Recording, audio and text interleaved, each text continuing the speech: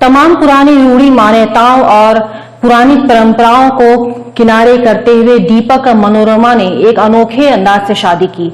उन्होंने सामाजिक कार्यकर्ताओं और अपने परिजनों के बीच शपथ समारोह के बीच शपथ लेकर एक दूसरे के साथ शादी के बंधन में बंधे।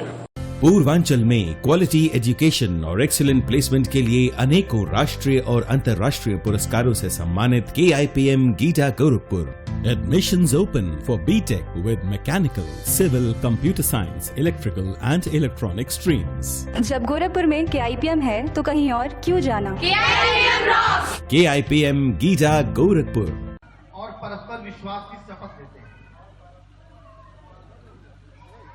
हम शपथ पूर्वक घोषणा करते हैं कि हमारा संबंध संपूर्ण समानता और जनवाद के सिद्धांतों पर आधारित होगा तथा एक समता मूलक समाज के निर्माण के साझा लक्ष्य के लिए हम जीवन पर्यंत निष्ठापूर्वक काम करते रहें। स्त्री पुरुष संबंधों में पूर्ण समानता हम न्यायप्रिय लोगों का एक बुनियादी उसूल है और हमारे संघर्ष का बुनियादी मुद्दा है। हम अपने जीवन के हर क्षेत्र में और आपसी संबंधों में आजीवन इसके निर्वाह की शपथ लेते हैं। अपने वैवाहिक जीवन की शुरुआत के अवसर पर हम परस्पर संबंधों में पूर्ण बराबरी और निष्ठा की शपथ लेते हैं।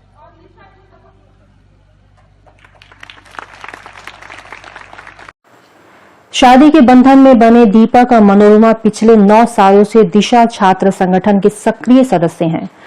श्रीवास्तव ने बताया कि रूढ़िवादी परंपराओं, मान्यताओं और जाति को लेकर हमेशा समस्या आती रहती है। हमारा प्रयास है कि जो भी युवा अपने पसंद से अपने जीवन साथी को चुनना चाहता है उसे पूरा अधिकार है कि वो अपनी जिंदगी का फैसला ले सके और समाज में कंधे से कंधे मिलाकर चल सके।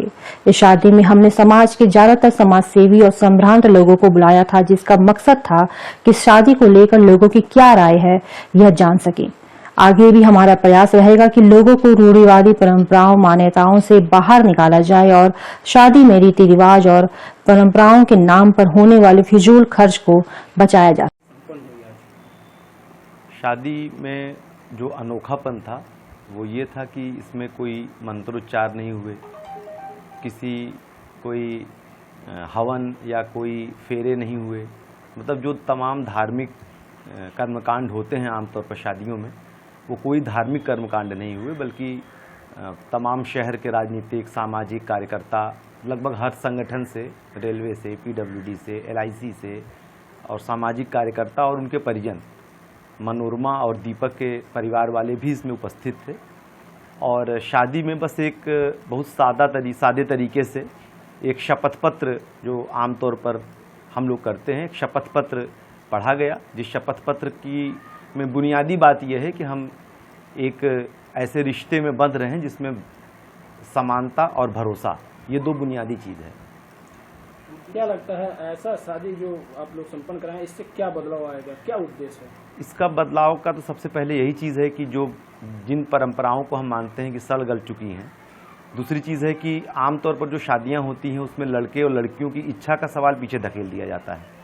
दूसरी चीज़ ये है कि जो दहेज का पूरा सिस्टम है, आए दिन तमाम घटनाएं होती रहती हैं।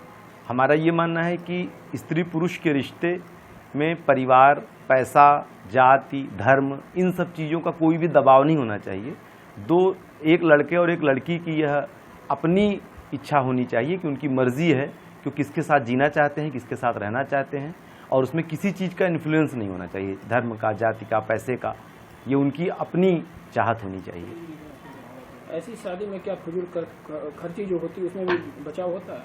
काफ़ी हम लोगों ने बहुत कोशिश किया कि बहुत सारे खर्च तो बिल्कुल इसमें नहीं हुए, और थोड़ा बड़ा ज़्यादा लोग इसलिए आए। आमतौर पर हम लोग कई बार ये भी कोशिश करते हैं कि बहुत बड़ी भीड़ ना हो, लेकिन कई बार जब हम किसी नए शहर में इस तरह की शादी करते हैं तो हम ये भी चाहते हैं कि एक मिसाल के तौर पर उसमें हम लोगों को इनवाइट करते हैं ताकि वो लोग देखें कि हम लोग किस तरह से करते हैं। दूसरी हमारे लिए भी एक रहता है कि लोगों का क्या रवैया है इस तरह की शादियों के बारे में, तो इसलिए हम भी लोगों को आमंत्रित करते हैं। तो कुछ खर्च होता है लेकिन फिर भी उतना खर्च नहीं होता है जितना कि आमतौर पर शादियों में होता है।